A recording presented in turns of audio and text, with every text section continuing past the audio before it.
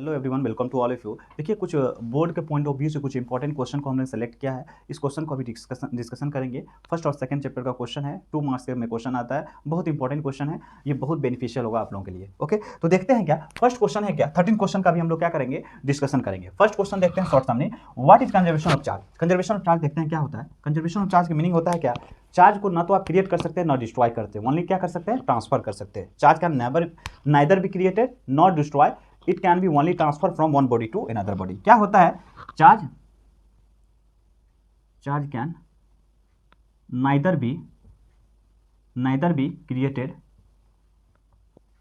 Nor destroy nor it can be only transfer only it can be only transferred from one body to another body। Charge को क्या कर सकते हैं, charge can neither be created not destroyed, it can be only transfer from one body to another body. Charge को क्या कर सकते हैं, ना तो आप क्रिएट कर सकते हैं ना इसको डिस्ट्रॉय कर सकते हैं, बट इसका केवल ट्रांसफर कर सकते हैं। जैसे क्या होगा, जैसे एक एग्जांपल के थ्रू समझते हैं। अगर मान लेते हैं ये ए बॉडी है, ये बी बॉडी है। अगर यहाँ से क्या होगा, यहाँ से एक इलेक्ट्रॉन निकला है और यहाँ पे आकर एब्जॉर्ब हुआ बी पॉइंट पे, तो यहाँ से क्या हुआ, यहाँ से इलेक्ट्रॉन निकला है, इसका लॉस यहाँ से लॉस हुआ तो कहीं दूसरे पे गया है। जहाँ से इलेक्ट्रॉन निकलेगा, अगर ए बॉडी से इलेक्ट्रॉन निकला है तो इसको क्या कर देगा, इसमें और कुछ पॉइंट समझ लेते हैं। इसका क्या होगा, इस पे पॉजिटिव चार्ज होगा जहाँ से इलेक्ट्रॉन निकला है, और जिस पे गया है उसको निगेटिव कर देगा। और जहाँ से इलेक्ट्रॉन निकला है उसका मास क्या हो जाएगा, डिक्रीज हो जाएगा। मास क्या हो जाएगा, डिक्रीज हो जाएगा। और जहाँ पे गया है मास उसका क्या हो जाएगा, इंक्रीज हो जाएगा। अपने को इतना पॉइंट याद रखना है। ऑब्जेक्टिव में पूछता है अगर कोई बॉडी चार्ज हुआ है तो वो किसकी वजह से होता है, केवल इलेक्ट्रॉन के ट्रांसफर होने की वजह से होता है। यहाँ से इलेक्ट्रॉन निकला है, इसी की वजह से यहाँ पे क्या हुआ, पॉजिटिव चार्ज आया, जहाँ पे गया है उसको निगेटिव कर दिया। ऐसा क्यों हुआ, इलेक्ट्रॉन निगेटिव नेचर का होता है, जहाँ से निकलता है वो पॉजिटिव हो जाता है, जहाँ पे जाता है उसको निगेटिव कर देता है। ओके, क्लियर है। ऐसे समझिए आप, इलेक्ट्रॉन क्या होता है, कोई आदमी है जो निगेटिव नेचर का है, जहाँ से निकलेगा उस एनवायरमेंट को आप पॉजिटिव कर देगा, और जहाँ पे ये जाएगा फाइनली उस एनवायरमेंट को ये निगेटिव कर देगा। दूसरा देखते हैं, दूसरा एक्सप्लेनेशन देखते हैं क्या, define quantisation of charge. Quantisation of charge का मीनिंग क्या होता है, इसको हम लोग डिफाइन कर लेते हैं। आप चाहे तो लिख लीजिए। क्वांटिजेशन ऑफ चार्ज क्या कहता है, charge on any body is always integral multiple of electron. Charge जो होता है किसी बॉडी पे ऑलवेज इलेक्ट्रॉन के इंटीजर के फॉर्म में होता है, कभी भी फ्रैक्शन के फॉर्म में नहीं होगा। डन है। यहां से आता था Q is equal to plus minus n e, ये फॉर्मूला इंपॉर्टेंट है। यहाँ पे क्यों क्या था, चार्ज, एन क्या था, नंबर ऑफ इलेक्ट्रॉन, ई क्या है, 1 इलेक्ट्रॉन पे charge, 1.6 × 10⁻⁻19 coulomb unit wise. Okay, done है। तीसरा नंबर पे आते हैं हम, आप लोग तीसरा पे आते हैं क्या, तीसरा क्या होता है, define the intensity of electric field and SI unit. Intensity of electric field किसको बोलते हैं, ये समझिए। इंटेंसिटी ऑफ इलेक्ट्रिक फील्ड को आपको डिफाइन करना होगा, तो देखिए किसको पहले समझते हैं। अगर ये यहाँ पे क्या है, अगर ये कोई चार्ज रख दिया है, यहाँ पे इस पर क्यू चार्ज डाले हैं, ये क्या है, क्यू चार्ज है, क्या है, इस पर प्लस क्यू चार्ज डाले हैं। तो इस पॉइंट पे इसके चार्ज के चारों तरफ इस पर फैला हुआ है क्यू चार्ज, तो इसके आसपास में क्या होगा, किसी चार्ज के चारों तरफ एक क्या होता है, फील्ड क्रिएट होता है। अगर उस फील्ड में कोई दूसरा चार्ज आएगा तो वो चार्ज फोर्स को एक्सपीरियंस करेगा। क्या होता है, फोर्स को एक्सपीरियंस करेगा। क्या कहेंगे, किसी चार्ज के चारों तरफ सराउंडिंग में एक फील्ड क्रिएट होता है, उस फील्ड में अगर कोई दूसरा चार्ज आएगा तो वो एक तरह के फोर्स को क्या करेगा, एक्सपीरियंस करेगा। तो इंटेंसिटी ऑफ इलेक्ट्रिक फील्ड का मीनिंग क्या होता है, it is the force acting on unit charge, force acting पर यूनिट चार्ज। क्या कहेंगे, फोर्स एक्टिंग पर unit charge is called intensity of electric field. E is equal to होता है क्या, एफ अपॉन क्यू होता है, F upon q. Q small होता है, क्यू यहाँ पे limit q tends to 0 put कर सकते हैं आप, क्यू टेंड्स टू 0। मतलब क्या होता है, इलेक्ट्रिक फील्ड क्या होता है, force on unit charge. Unit charge पे जितना फोर्स एक्ट होता है उसी को कहते हैं intensity of electric field. Done है, क्लियर है। इसको और अब अलग अलग वे में आप क्या कर सकते हैं, डिफाइन कर सकते हैं। अगर डिस्टेंस कम रहेगा तो क्या होगा, डिस्टेंस ज़्यादा रहेगा तो क्या होगा, लेकिन मेनली जो था इंटेंसिटी ऑफ इलेक्ट्रिक फील्ड का मीनिंग यही होता है। क्या होता है, यूनिट चार्ज पे जितना फोर्स एक्ट होता है उसी को बोलते हैं इंटेंसिटी ऑफ इलेक्ट्रिक फील्ड। और अगर आपको इलेक्ट्रिक फील्ड को समझना है तो किसी चार्ज के चारों तरफ का वह रीजन जिसमें कोई दूसरा अगर चार्ज आता है, इंटर करता है, तो वह चार्ज एक तरह का फोर्स को अनुभव करेगा, फील करेगा, एक्सपीरियंस करेगा, उसी को कहा गया इलेक्ट्रिक फील्ड। ओके, इसका ऐसा यूनिट अगर निकालना है तो यहाँ से ऐसा यूनिट निकालिए, ऐसा यूनिट ऑफ ई, दो होता है ऐसा यूनिट इसका। फोर्स का न्यूटन होता है, चार्ज का कूलम होता है, तो न्यूटन पर कूलम होगा। डायमेंशन का बात करें, फोर्स का डायमेंशन होता है mL/t-2, कूलम को होता है AT। तो यहाँ से आप कर सकते हैं mL/t-3 ये -1। क्लियर है, ये कर सकते हैं, इतना आपको याद रखना पड़ेगा। और एक यूनिट होता है, ये याद रखिएगा, बहुत फेमस यूनिट होता है, unit of E, volt into volt. देखिए यहाँ से निकालते हैं, delta V is equal to होता है माइनस ई डॉट माइनस, यहाँ से निकालते हैं एक यूनिट, देखिए delta V is equal to E dot delta R होता है वेक्टर फॉर्म में। ओके, समझ रहे हैं। अगर हमको यूनिट निकालना है इलेक्ट्रिक फील्ड को, तो delta V upon delta R कर सकते हैं, इज इक्वल टू ई। इस केस में अगर स्केलर फॉर्म मैग्नीट्यूड सिर्फ लेते हैं तो वोल्ट पर मिनट, वोल्ट पर मीटर हुआ, क्या होगा, volt per metre, volt per metre. ये भी बहुत फेमस यूनिट है, वोल्ट पर मीटर। देखिए यहाँ से आया पोटेंशियल डिफरेंस को वोल्ट में, और यहाँ डिस्टेंस को क्या कहें, मीटर में, वोल्ट पर मीटर हुआ। ये बहुत फेमस यूनिट है। ओके, ये इंपॉर्टेंट है। 3 क्वेश्चन एक्सप्लेनेशन कर चुके हैं। अब हम ले जाते हैं 4th नंबर क्वेश्चन को एक्सप्लेन करते हैं। 4th नंबर क्वेश्चन को एक्सप्लेन कर रहे हैं, इसको चाहे तो आप स्क्रीनशॉट ले सकते हैं। ओके,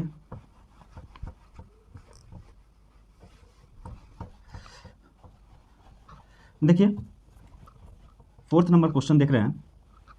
4th नंबर क्वेश्चन में क्या है, 4th नंबर क्वेश्चन में है क्या, establish the relationship between electric field intensity and electric potential. अभी जो लिखे हैं, जिससे ऐसा यूनिट निकाले हैं इलेक्ट्रिक फील्ड का, वही उसी को हमको लिखना है।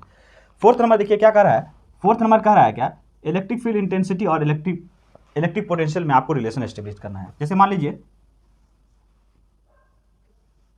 अगर मान लीजिए ये है इलेक्ट्रिक फील्ड लाइन, ये क्या है, इलेक्ट्रिक फील्ड लाइन है,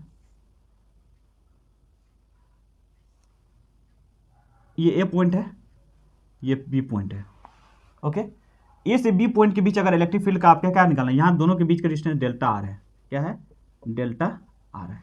ओके, तो क्या होता है, delta V is equal to change in potential, ये इलेक्ट्रिक फील्ड लाइन है, ये कौन सा लाइन है, इलेक्ट्रिक फील्ड लाइन है। तो delta V is equal to होता है minus E dot delta R होता है इलेक्ट्रिक फील्ड के टर्म में। ओके, अगर मैग्नीट्यूड वाइज कहा जाए, delta V is equal to क्या होगा, E delta R cos theta, सिर्फ मैग्नीट्यूड लेंगे तो मैग्नीट्यूड के फॉर्म में ये होगा। तो ये अपने को रिलेशन याद रखना है। यहाँ पे क्या होता है, डेल्टा V होता है क्या, डेल्टा V को लिखेंगे VB माइनस V है, change in potential. Delta V कैसे लिखेंगे, डेल्टा V अपने को लिखना है, डेल्टा V का मीनिंग क्या होता है, देखिए डेल्टा V होता है change in potential difference, change in potential from A to B। Delta R होता है change in position vector, change in position vector. Okay, clear है। इसी से हम लोग इलेक्ट्रिक फील्ड का दूसरा ऐसा यूनिट निकाला है। ओके, अब 5th नंबर क्वेश्चन देखते हैं। अगर नॉन यूनिफॉर्म फील्ड लाइन है तो उसके लिए डेल्टा V का फॉर्मूला ये भी होता है, delta V is equal to integration of E into d r होता है, ये भी होता है। नॉन यूनिफॉर्म इलेक्ट्रिक फील्ड रहेगा तब, नॉन यूनिफॉर्म के लिए, for non uniform electric field, ये अपने को रिलेशन बताना है। एक यूनिफॉर्म के केस में ये कौन सा है, यूनिफॉर्म रहेगा तो यूनिफॉर्म इलेक्ट्रिक फील्ड यूनिफॉर्म रहेगा, तो ये नॉन यूनिफॉर्म रहेगा, तो ये दोनों बता सकते हैं, लिख सकते हैं। 5th नंबर का क्वेश्चन देखते हैं। 5th number, define the electric flux and it's SI unit. 5th number question देख रहे हैं। 5th नंबर क्वेश्चन क्या कर रहा है, इलेक्ट्रिक फ्लक्स और इसका एसआई यूनिट लिखना है। इलेक्ट्रिक फ्लक्स किसको बोलते हैं, देख सुनिए। इलेक्ट्रिक फ्लक्स का मीनिंग क्या होता है, किसी भी सरफेस एरिया से, किसी भी क्रॉस सेक्शन एरिया से, सपोज ये क्रॉस सेक्शन एरिया है, इससे जितना number of field line pass कर रहा है, इसी को बोलते हैं electric flux. Number of electric field lines passing through any cross section area normally is known as electric flux. किसी भी क्रॉस सेक्शन एरिया से जितना number of field line normally यानी परपेंडिकुलरली पास करता है, उसी को कहा गया इलेक्ट्रिक फ्लक्स। समझ में आ गया। तो इलेक्ट्रिक फ्लक्स का फॉर्मूला मैथमेटिकली क्या होता है, mathematically phi E is equal to होता है ई ए, या इसको लिखते हैं ई ए कोस थीटा। ये भी है यूनिफॉर्म अगर रहेगा इलेक्ट्रिक फील्ड तब। नॉन यूनिफॉर्म के लिए, अगर नॉन यूनिफॉर्म कोई है, रेंडम शेप का कोई बॉडी है यूनिफॉर्म के लिए, तो रेंडम शेप का है तो क्या हो जाएगा, ई डॉट डी एस होता है। डी एस मतलब स्मॉल सा एरिया, स्मॉल सा एरिया ये होता है, समझ में आ रहा है। ये होगा डी फाई, इसका इंटीग्रेशन कर देंगे तो फाई निकल जाएगा। समझ में आ गया, डन है, क्लियर है। अब इसका एसआई यूनिट क्या होता है, SI unit, SI unit of flux, इसका एसआई यूनिट क्या होगा, इलेक्ट्रिक फील्ड का होता है न्यूटन पर मीटर, न्यूटन पर वोल्ट पर मीटर, और एरिया होगा मीटर स्क्वायर। 1 मीटर कैंसिल हो जाएगा तो वोल्ट इंटू मीटर हो जाएगा, या दूसरा यूनिट इसी का कहा जाए, और दूसरा यूनिट कहा जाए इलेक्ट्रिक फील्ड का होगा न्यूटन पर कूलम, और एरिया का होगा मीटर स्क्वायर। तो newton metre square by per coulomb, newton metre square by per coulomb, ये बहुत फेमस यूनिट है। वोल्ट पर मीटर होता है या newton metre square per coulomb, clear है। 5th नंबर तक हम लोग डिस्कशन कर चुके हैं। अब 6 नंबर का देखते हैं। इलेक्ट्रिक फ्लक्स किसको बोलते हैं, किसी भी सरफेस एरिया से जितना number of field lines perpendicularly pass करता है उसको बोलते हैं electric flux. Number of electric field lines passing through any cross section area normally is known as electric flux. Okay, electric flux को मैथमेटिकली ई cos थीटा लिखते हैं। अगर क्या है, यूनिफॉर्म एरिया है तो इलेक्ट्रिक फील्ड भी यूनिफॉर्म है तब, अगर नॉन यूनिफॉर्म है तो phi is equal to integration of E dot d s लिखते हैं। डी एस स्मॉल एरिया को डिनोट करता है, क्लियर है। अब देखते हैं 2 मार्क्स का ही क्वेश्चन होता है, इतना आप लिख देते हैं, डिफाइन कर देते हैं, फिगर बना देते हैं, मैथमेटिकली ये एक्सप्रेशन लिख देते हैं तो अच्छा मार्क्स मिल जाएगा। अब 6 नंबर का देखते हैं, define properties of electric field lines, define properties of electric field lines. इसका स्क्रीनशॉट आप लोग ले सकते हैं। ओके,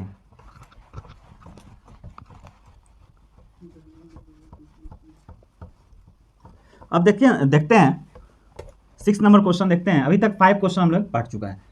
बहुत इजी क्वेश्चन है, बहुत सिंपल क्वेश्चन आता है। आप थोड़ा सा अगर सुनते रहिए और अभी ही याद हो जाएगा, अभी जो लेक्चर में ही देखते देखते ही आपको याद हो जाएगा। 6 नंबर देखते हैं, define properties of electric field lines, define properties of electric field lines, ये 6 नंबर क्वेश्चन है। 6 नंबर का इलेक्ट्रिक फील्ड लाइंस किसको बोलते हैं पहले ये समझ लेते हैं। इलेक्ट्रिक फील्ड लाइंस क्या होता है, इलेक्ट्रिक फील्ड को पिक्चर के फॉर्म में जो रिप्रेजेंट करता है उसी को बोलते हैं इलेक्ट्रिक फील्ड लाइंस। कहेंगे क्या, electric field lines is pictorial representation of electric field, electric field lines are pictorial representation of electric field, इसका electric field. Okay, positive charge है, कोई चार्ज पॉजिटिव है, इससे इलेक्ट्रिक फील्ड लाइन क्या होता है, अबे जाएगा, इससे क्या होगा, अबे जाएगा, इससे क्या होगा, अबे जाएगा। अगर कोई चार्ज नेगेटिव है, इसके टुवार्ड्स आएगा, इसके क्या होगा, टुवार्ड्स आएगा, इसके टुवार्ड्स आएगा।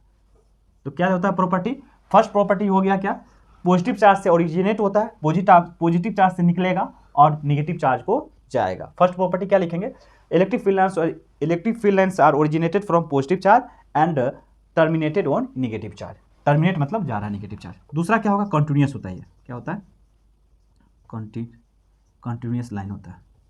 ओके, तीसरा क्या होता है, नेवर इंटरसेक्ट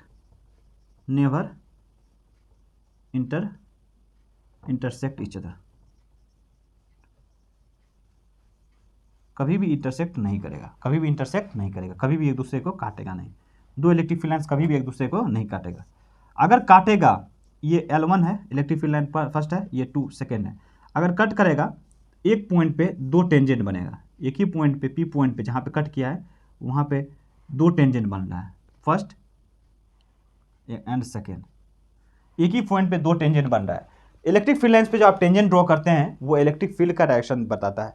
तो एक ही पॉइंट पे नेट इलेक्ट्रिक फील्ड का 2 डायरेक्शन पॉसिबल कभी नहीं है।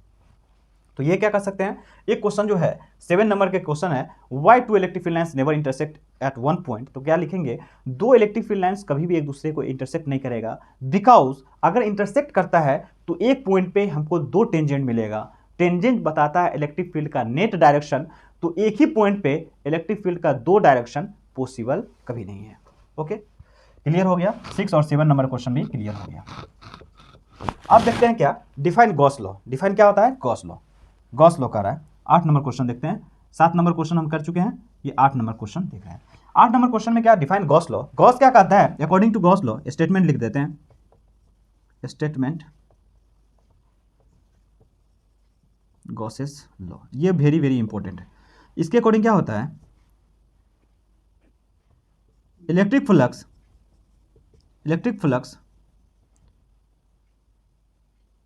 Through any close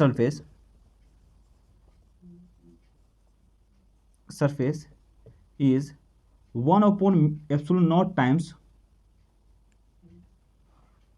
of total enclosed charge by surface। बहुत इंपॉर्टेंट है, इसी वजह से स्टेटमेंट लिख दिए, electric flux through any close surface is 1 upon epsilon naught times of total charge enclosed by surface. Mathematically कितना होगा, मैथमेटिकली देखिए, phi E is equal to होता है summation of q inside by epsilon naught. क्या होता है, summation of q inside by epsilon naught. Clear दिख रहा है, ये देखिएगा, अगर नहीं दिख रहा होगा तो यहाँ पे फाई ई देख लीजिए, गॉस लॉ के according summation of charge inside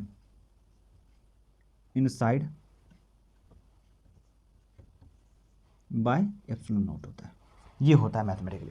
आप चाहे तो इसका स्क्रीनशॉट ले सकते हैं। देखिए बहुत स्पीड में कराना है, टाइम बहुत कम है, इसी वजह से हम लोग अच्छे से राइटिंग नहीं लिख रहे हैं, लेकिन सभी आई होप कि सभी आपको दिख रहा होगा, आप नोटिस कीजिएगा जो बता रहे हैं। स्टेटमेंट क्या था, electric flux through any close surface is 1 upon epsilon naught times of total charge enclosed by surface. Okay, clear है।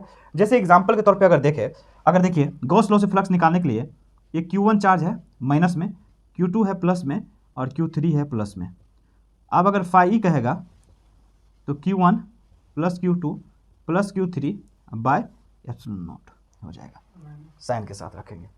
Q1 माइनस था, इसी से माइनस किए। ओके, चार्ज को साइन के साथ पुट कर देंगे, एडिशन कर देंगे एल्जेब्रिकली, उसके बाद एप्सिलॉन नॉट से डिवाइड कर देंगे और बाहर का चार्ज नहीं लेंगे। अगर Q4 बाहर में है प्लस तो इससे मतलब नहीं है, सिर्फ अंदर का चार्ज लेंगे, सरफेस के अंदर का। ओके, क्लियर है। ये गॉस जो दिया था, गॉस इलेक्ट्रिक फील्ड निकालने का एक अल्टरनेट मेथड दिया था, या कहा जाए तो इलेक्ट्रिक फ्लक्स का निकालने का एक अल्टरनेट मेथड दिया था। ओके, मैथमेटिकल टूल दिया था जो लेस कॉम्प्लिकेटेड मैथमेटिक्स रिक्वायर्ड करता था। ओके, अब हो गया गॉस लॉ भी हो गया, 8 नंबर क्वेश्चन हो गया। अब 9 नंबर क्वेश्चन देख लेते हैं, इसका स्क्रीनशॉट आप लोग ले लीजिए। 9 नंबर क्वेश्चन देखेंगे, 9 number question,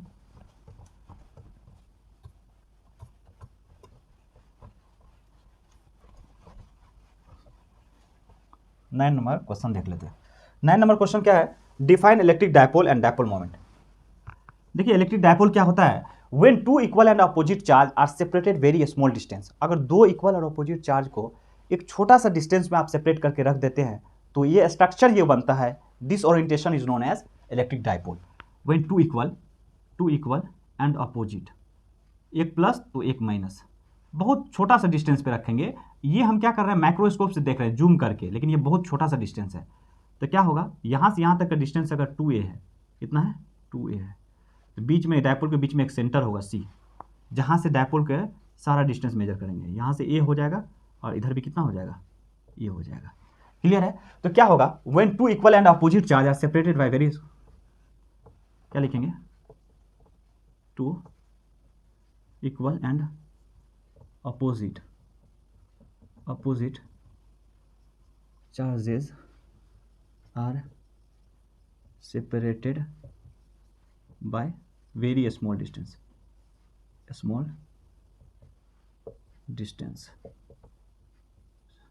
then orientation is called electric dipole। Okay, ये ओरिएंटेशन को इलेक्ट्रिक डायपोल कहते हैं। नेट चार्ज क्या होता है डायपोल की वजह से, इसमें पॉइंट वाइज लिखिएगा 1 2, नेट चार्ज ऑन डायपोल कितना हो जाएगा, बोलिए कितना हो जाएगा, प्लस और माइनस, प्लस क्यू और माइनस क्यू मिलकर कितना हो जाएगा, 0 हो जाएगा। कितना हो जाएगा, 0। फ्लक्स ड्यू टू डायपोल कितना हो जाएगा, इसमें प्रॉपर्टी लिख देते हैं, all distance are measure from, all distance measured from center of dipole, सभी डिस्टेंस को डायपोल के सेंटर से मेजर करते हैं, इतना काफ़ी है। और याद रखिएगा किसी भी गॉसियन सरफेस के अंदर डायपोल को रखते हैं तो नेट चार्ज जीरो होता है, जिसकी वजह से फ्लक्स भी क्या होगा, जीरो होगा। ओके, और डायपोल मोमेंट किसको बोलते हैं, डायपोल मोमेंट इसी नंबर क्वेश्चन में डायपोल मोमेंट किसको बोलते हैं, डायपोल मोमेंट। ये क्या होता है, पी से नोट करते हैं। डायपोल मोमेंट क्या होता है, dipole moment P is equal to, इसको डिफाइन कर लीजिएगा, it is product of positive charge and distance between two charge. Product of positive charge and distance between two charge. Positive charge plus क्यों है, उसको क्या किए, दोनों चार्ज के बीच के डिस्टेंस से मल्टीप्लाई कर दीजिए, तो क्या हो जाएगा, Q इंटू टू ए, Q इंटू टू ए हो जाएगा। डायपोल मोमेंट एक वेक्टर क्वांटिटी है, क्या होता है, वेक्टर क्वांटिटी है। वेक्टर क्वांटिटी है तो इसका डायरेक्शन होगा, डायरेक्शन ऑफ डायपोल मोमेंट क्या होता है, minus charge two plus Q charge. Minus Q से किधर होगा, माइनस क्यू चार्ज से प्लस क्यू की तरफ होगा। ओके, और डायपोल मोमेंट जो होता है, डायपोल मोमेंट क्या होता है, वेक्टर क्वांटिटी होता है। Dipole moment is vector quantity, dipole moment is vector quantity, क्या होता है, वेक्टर क्वांटिटी होता है। ओके, एसआई यूनिट क्या होगा, एसआई यूनिट क्या होगा डायपोल मोमेंट का, एसआई यूनिट ऑफ पी। देखिए एसआई यूनिट पी का क्या होगा, चार्ज का कूलम होता है, डिस्टेंस का मीटर होता है, तो कूलम इंटू मीटर हो जाएगा। क्लियर है, सीएम पढ़ते हैं। ओके, कूलम इंटू मीटर, याद रखते हैं, याद करने का ट्रिक है सीएम, हालांकि कूलम इंटू सी से कूलम होता है, एम से मीटर होता है। अब देखते हैं 10 नंबर क्वेश्चन देखते हैं, क्या देखते हैं, 10 नंबर का क्वेश्चन देखते हैं। 10 नंबर के क्या क्वेश्चन कर रहा है, write down the expression for torque when dipole is kept in external electric field. अगर डायपोल को एक्सटर्नल इलेक्ट्रिक फील्ड में रखते हैं तब टॉर्क क्या होगा और पोटेंशियल एनर्जी क्या होगा, उसको लिखना है। देखिए 10 नंबर क्वेश्चन इसी पे देख लेते हैं स्लाइड पे। अगर कोई मिटाते हैं, इसको मिटा करके तब देखेंगे, इसका स्क्रीनशॉट ले लीजिए आप लोग, मिटाते हैं।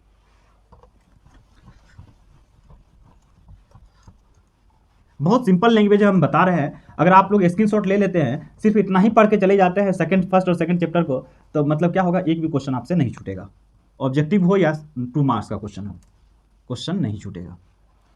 ये 10 नंबर क्वेश्चन देखेंगे, क्या देखेंगे, 10 नंबर क्वेश्चन। 10 नंबर क्वेश्चन क्या कर रहा है, एक्सटर्नल इलेक्ट्रिक फील्ड में डायपोल का रखे हैं, एक्सटर्नल इलेक्ट्रिक फील्ड में क्या कर रहे हैं, डायपोल को रख रहे हैं। एक डायपोल है, डायपोल का मतलब होता है प्लस चार्ज और माइनस चार्ज को रख रहे हैं, प्लस क्यू और माइनस क्यू को एक क्या कर रहे हैं,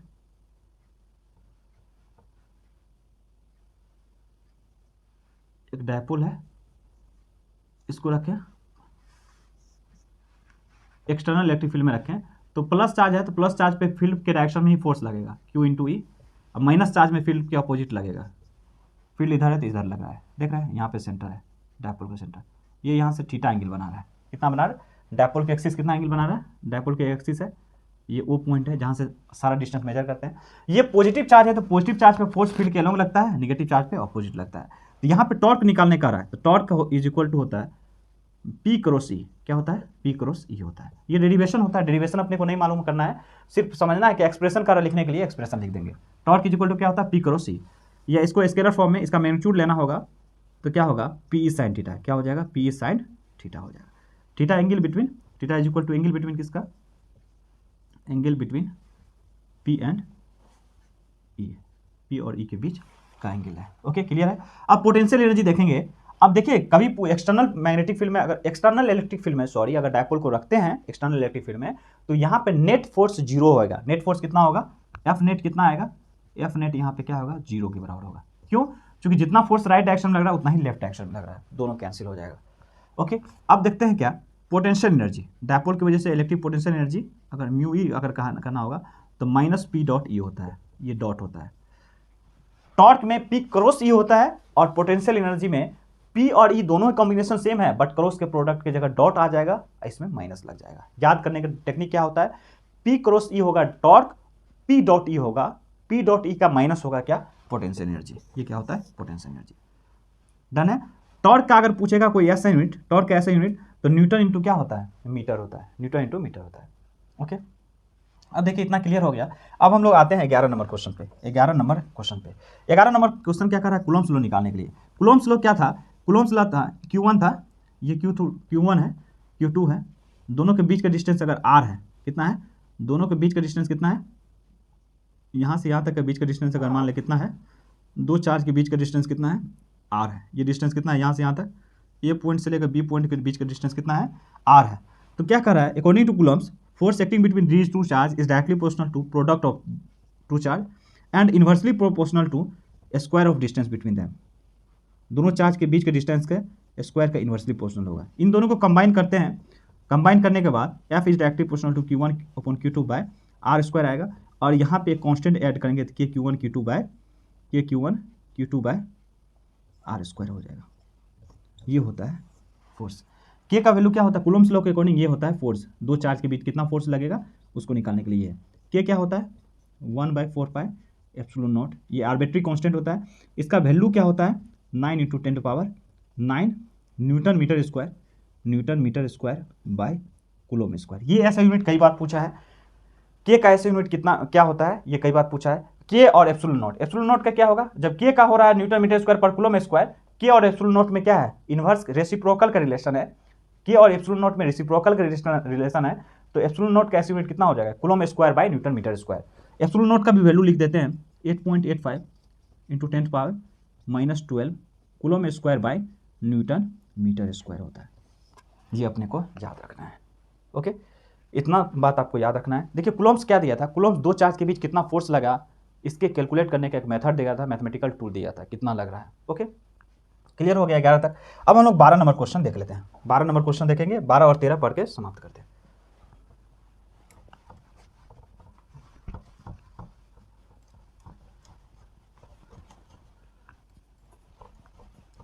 बहुत इंपॉर्टेंट सीरीज चल रहा है। 13 नंबर देखिए क्या कर रहा है, 12 और 13 देख लेते हैं।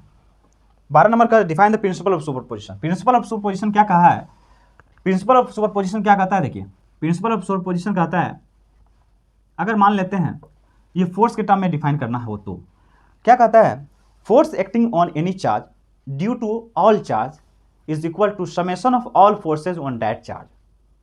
क्या कहा, अगर मान लेते ये चार्ज है, ये चार्ज अगर देखिए इसको फिजिकली हम भी समझाएंगे, मीनिंग ये Q2 है, ये Q3 है, यहाँ पे Q4 है। तो 1 पे कहेगा फोर्स निकालने के लिए तो कौन कौन सा लगाएगा, Q1 भी लगाएगा 1 पे इधर, अगर पॉजिटिव है सारा पॉजिटिव चार्ज है। Q3 किधर लगाएगा, ऊपर की तरफ लगाएगा। Q4 किधर लगाएगा, चूंकि लाइन ऑफ एक्शन मिलाइए ना, सभी को लाइन ऑफ एक्शन मिलाइए, इसका लाइन ऑफ एक्शन इधर आएगा, इसका लाइन ऑफ एक्शन इधर आएगा, इसका लाइन ऑफ एक्शन इधर आएगा। तो ये होगा फोर्स ऑन 1 ड्यू टू किसके द्वारा, चार्ज 2 के द्वारा। फोर्स को F से नोट करते हैं, sorry, force on 1 due to 2, force on 1 due to 3, force on 1 due to 4, force on 1 due to 4। समझ में आ रहा है, क्लियर है, डन है। तो आपको कह रहा है क्या, नेट फोर्स F नेट किस पे, ऑन 1 पे, किस पे 1 पे इज इक्वल टू क्या हो जाएगा, F1 पे दूसरा के द्वारा प्लस 1 पे तीसरा के द्वारा और 1 पे चौथा के द्वारा, जितना आएगा सभी को आप वेक्टरली ऐड कर दो। ये था क्या, मल्टीपल चार्ज के द्वारा किसी एक चार्ज पे फोर्स कितना लग रहा है उसको कैलकुलेट करने के लिए आपको प्रिंसिपल ऑफ सुपरपोजिशन रूल को फॉलो करना पड़ेगा। फिजिकली क्या होता है, कहा क्या, किसी एक चार्ज पे अगर ये जो है ये चार्ज इस पे 10 न्यूटन का फोर्स पहले लगा रहा था प्रीवियसली, तो अगर ये 3 और 4 आ जाएगा तब ये अपना वैल्यू कम या बढ़ाएगा नहीं, जितना पहले लगा रहा था 10 न्यूटन का फोर्स, प्रेजेंस और एब्सेंस में किसी चार्ज के आ जाने से या निकल जाने से उसका वैल्यू पे क्या होता, फर्क नहीं पड़ता है। मतलब जितना पहले 10 न्यूटन लगा रहा था तो ये दोनों अगर आ गया तब भी अब कितना लगाएगा, 10 न्यूटन का ही फोर्स लगाएगा। इसका मीनिंग क्या होता है, किसी चार्ज के प्रेजेंट होने से या एब्सेंट होने से पहले जो कोई फोर्स लगा रहा था किसी दूसरे चार्ज पे उसका वैल्यू में कोई चेंज नहीं होता है। अगर मैथमेटिकल वे में कहें तो किसी एक चार्ज पे अदर चार्जेस की वजह से फोर्स निकालना है तो सभी को वेक्टरली आप क्या कीजिए, ऐड कर दीजिए, यही कहता है। ओके, अब 30 नंबर क्वेश्चन देख लेते हैं। 30 नंबर क्वेश्चन क्या है, define the linear charge density. ये कई बार पूछा है। लीनियर चार्ज डेंसिटी देखिए क्या होता है, लीनियर चार्ज डेंसिटी पहला क्या है, लीनियर चार्ज डेंसिटी, इसको लेमडा से नोट करते हैं। लेमडा इज इक्वल टू क्या होता है, charge per unit length is called linear charge density. इसको क्या बोलते हैं, charge per unit length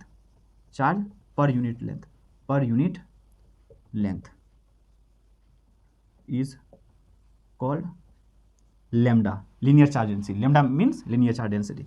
mathematically क्या होगा, लेमडा इज इक्वल टू हो जाएगा Q/L। ऐसा यूनिट क्या होगा, ऐसा यूनिट लेमडा क्या हो जाएगा, चार्ज का कूलम लेंथ का मीटर, कूलम अपॉन मीटर। ये पिछले बार पूछा हुआ था। अब दूसरा देखते हैं क्या, सरफेस चार्ज डेंसिटी। इसी में क्या देखते हैं, surface charge density. Surface charge density क्या होता है, सरफेस चार्ज डेंसिटी, इसको सिग्मा से डिनोट करते हैं। किससे, इसका डिफिनेशन है क्या, charge per unit surface area. Surface charge density है तो charge per unit surface area आएगा, charge per unit surface area, area is called sigma surface charge density. इसका ऐसा यूनिट क्या, इसका मैथमेटिकली क्या होगा, sigma upon sigma is equal to Q upon क्या होता है, ये होगा। ऐसा यूनिट कितना होगा, आप खुद से बना सकते हैं।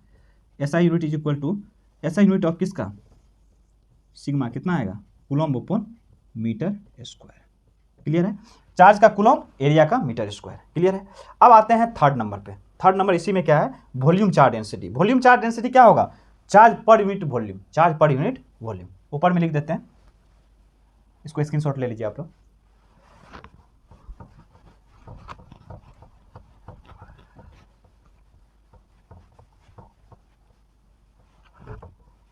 Volume charge density.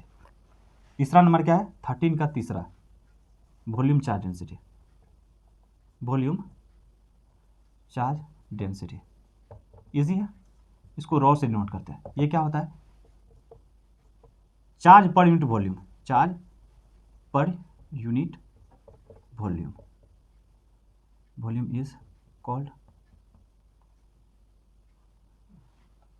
Charge per unit volume is called raw.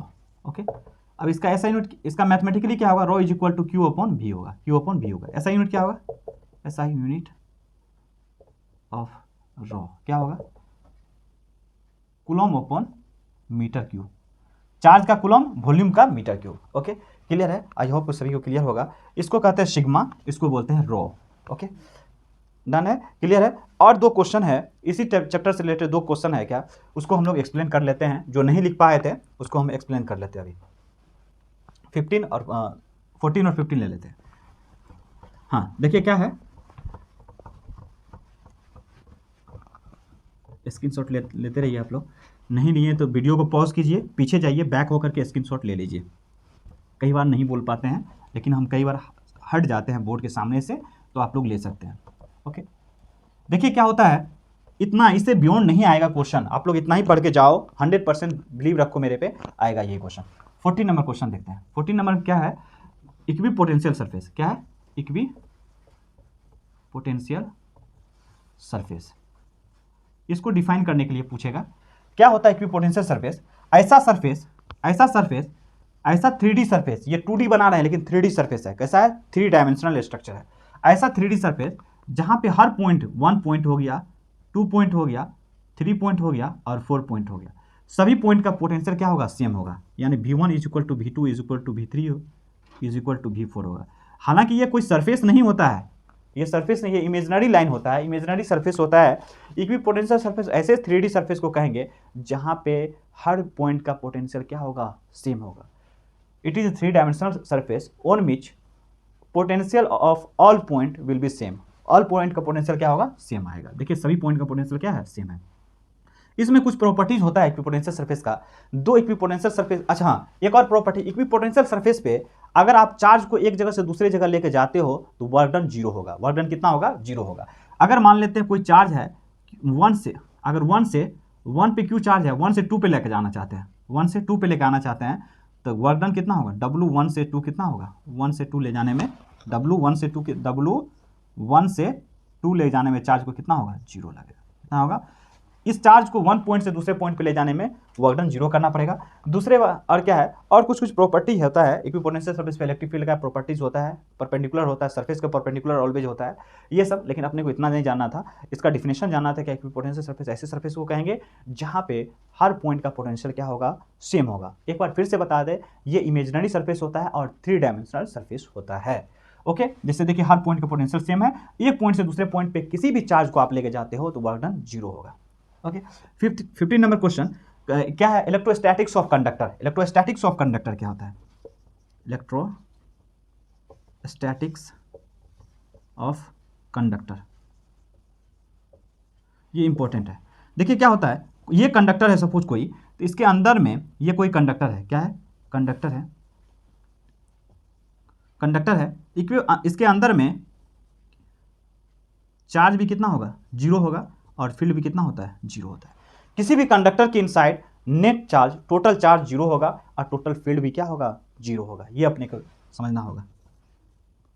E inside क्या होगा, कंडक्टर में, कंडक्टर जीरो, क्यू भी क्या होगा, क्यू इनसाइड भी कितना होगा, जीरो होगा कंडक्टर में। और हर पॉइंट का पोटेंशियल क्या होगा, सेम होगा। Potential at every point will be same, potential at every point will be same, will be same. देखिए 15 नंबर क्वेश्चन अभी हमने एक्सप्लेन किया है। सारा क्वेश्चन बहुत इंपॉर्टेंट है। अगर ये वीडियो आप 100% अगर देखिए, 1 से 2 बार देखिए, 2 चैप्टर का ये सारा जितने भी क्वेश्चन आने की पॉसिबिलिटी था, सारा हमने क्या किया, डिटेल में एनालिसिस किया। अगर इस वीडियो को देखिए, एक बार समझ में नहीं आ रहा, दूसरी बार देखिए, तीसरी बार देखिए, आपको समझ में आ जाएगा। 100% गारंटी है, मेरा श्योरिटी है, इसी से क्वेश्चन आएगा फर्स्ट सेकंड चैप्टर में। क्लियर है।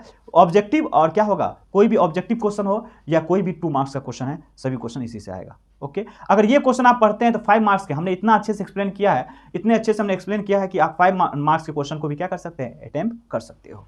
क्लियर है। आई होप कि आपको समझ में आया होगा। हमने बहुत ज़्यादा कोशिश किया। अगर आप देखिए, बहुत सारे दोस्त जो आपके नहीं पढ़े होंगे, जो हो सकता है जिनका प्रिपरेशन अभी तक नहीं हुआ होगा, अगर अभी से कितना 5 से 6 डेज़ है, हमने कोशिश करेंगे 5 वीडियोस और अपलोड करने का। मेरे साथ बने रहिए। और जो दोस्त आपका है, जो भी आपके फ्रेंड सर्कल में है, जिनका प्रिपरेशन नहीं हुआ है बाय द वे किसी कारणवश, आप क्या कर सकते हो, उसको क्या कर सकते हैं, शेयर कर दीजिए, ताकि उसका भी कुछ हेल्प हो जाएगा। ओके, और मेरे साथ बने रहिए, आगे कुछ और वीडियो आएगा।